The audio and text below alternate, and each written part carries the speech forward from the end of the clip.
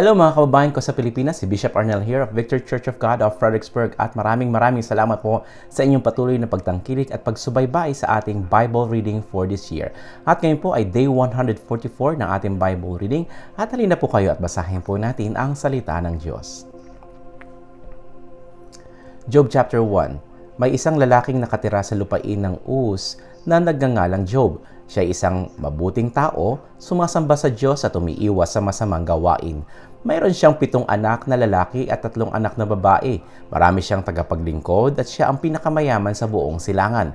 7,000 ang kanyang tupa, 3,000 ang kamelyo, 1,000 ang baka at 500 ang asno. Nakaugalian na ng kanyang mga anak na lalaki na hali-haliling magdaos ng handaan sa kani-kanilang bahay at inaanyayahan nila ang mga kapatid nilang babae. Tuwing matatapos ang ganoong handaan, ipinapatawag ni Job ang kanyang mga anak para sa isang ritual. Maagang bumabangon si Job kinabukasan upang mag-alay sa Diyos nang maghandog ng sinusunog para sa kanyang mga anak dahil baka lihim na nanilapastanganan ng mga ito ang Diyos at sila'y magkasala. Dumating ang araw na ang mga anak ng Diyos ay humarap kay Yahweh at naroon din si Satanas.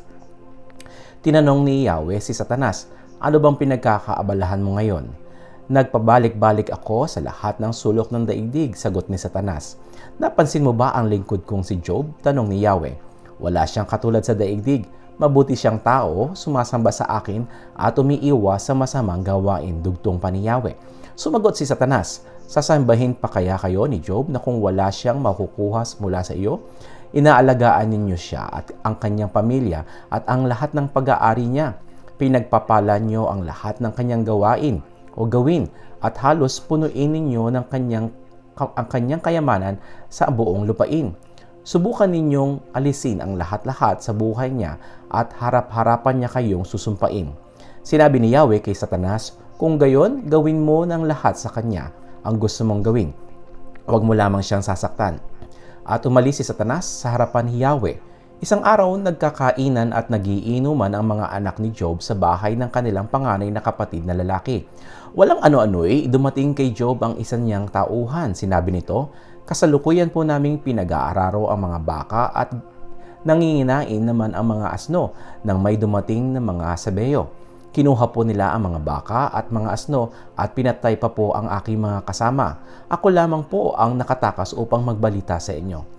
Hindi pa ito nakakatapos sa pagbabalita nang may dumating na isa naman. Sinabi niya rito kay Job, "Tinamaan po ng kidlat ang mga tupa at ang mga pastol at namatay lahat. Ako lamang po ang nakaligtas upang magbalita sa inyo." Hindi pa ito halos tapos magsalita na may isa na namang dumating. Ang sabi nito, "Sinalakay po kami ng 3 pangkat ng mga Kaldeyo. Kinuha nila ang lahat ng kamelyo at pinatay ang aking mga kasama. Ako lang po ang nakatakas upang magbalita sa inyo." Hindi pa rin ito halos tapos magsalita nang may dumating na namang isa at nagsabi, "Habang ang mga anak po ninyo ay nagkakainan at nagiinuman sa bahay ng panganay nilang kapatid, hinampas po ng napakalakas na hangin ang bahay at bumagsak. Nabagsakan po sila at namatay lahat. Ako lamang po ang natirang buhay upang magbalita sa inyo." Tumayo si Job, pinunit ang kanyang damit at nag-ahit ng ulo.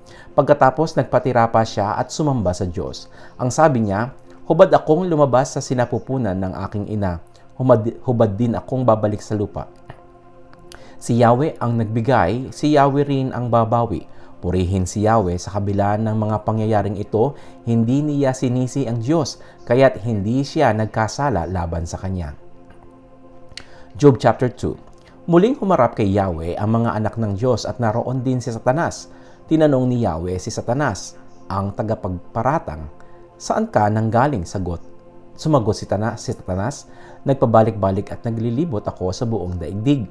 Napansin mo ba ang lingkod kong si Job?" tanong ni Yahweh. "Wala siyang katulad sa daigdig. Mabuti siyang tao, sumasamba sa akin at umiiwas sa masamang gawain. Hinimok mo akong pinsalain siya kahit walang sapat na dahilan. Subalit nanatili pa rin siyang tapat sa akin," sabi pa ni Yahweh. Sumagot si Satanas, "Kahit anong bagay ay ibibigay ng tao, huwag lamang siyang mamatay. Subukin ninyong saktan ang kanyang katawan at sigurado akong susumpain niya kayo ng harap-harapan. Sinabi ni Yahweh, kung gayon, gawin mo ang gusto mong gawin sa kanya, huwag mo lamang siyang papatayin. Kaya umalis si Satanas sa harapan ni Yahweh at tinadtad ng nagnanaknak na sugat ang buo nitong katawan mula ulo hanggang talampakan. Naupo si Job sa tabi ng basurahan at kinamot niya ng isang pirasong basag na palayok ang kanyang mga sugat. Sinabi ng kanyang asawa, mananatili ka pa bang matuwid?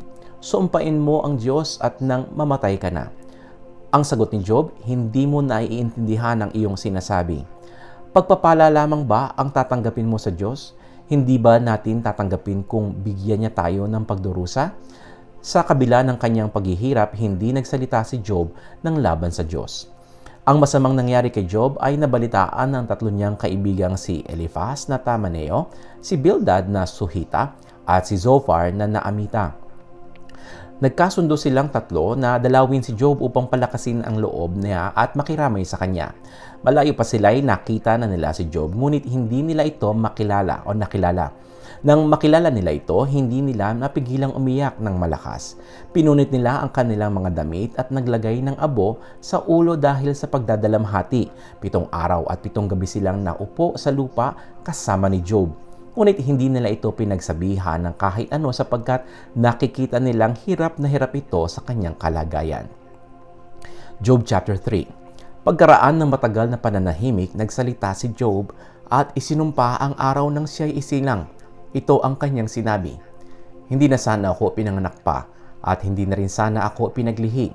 Nabalot na sana ng dilim at huwag mo na sanang maalaala pa ang araw na iyon, O Diyos. Huwag mo na sanang ipasikatan pa ito ng liwanag. Nanatili na lamang sana ito sa takip ng kadiliman at nabalot ng ulap upang huwag ng sikatan ng araw. Nalagas na sana ito sa tangkay ng panahon at hindi na napabilang sa aklat ng kasaysayan. Ang gabing iyon sana'y malumbay, wala na sanang sigaw ng kagalakan at sumpain na ng mga salamangkerong nagpapaamo ng dambuhalang lebiyatan. Huwag na sanang sumikat ang bituin sa umaga at huwag na sanang sundan ng umaga ang gabi.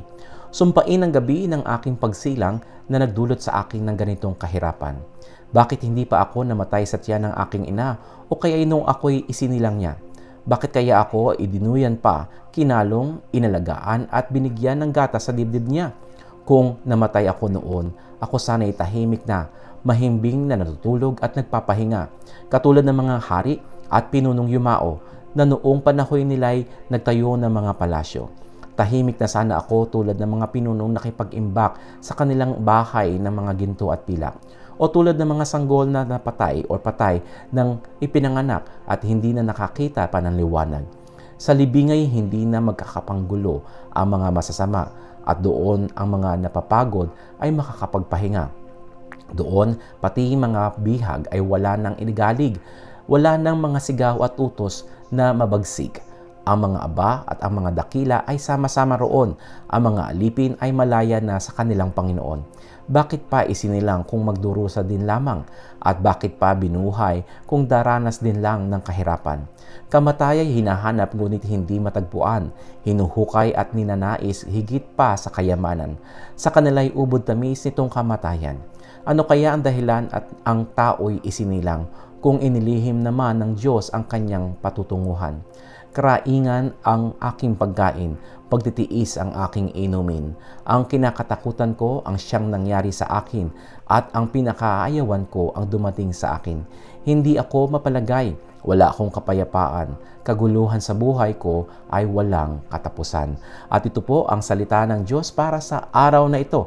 At pagpalain po kayo ng ating Diyos na banal at buhay sa pangalan ng Panginoon Jesucristo at sa pamamagitan ng Espiritu Santo. Ito'y aking panalangin para sa inyo. Amen at Amen.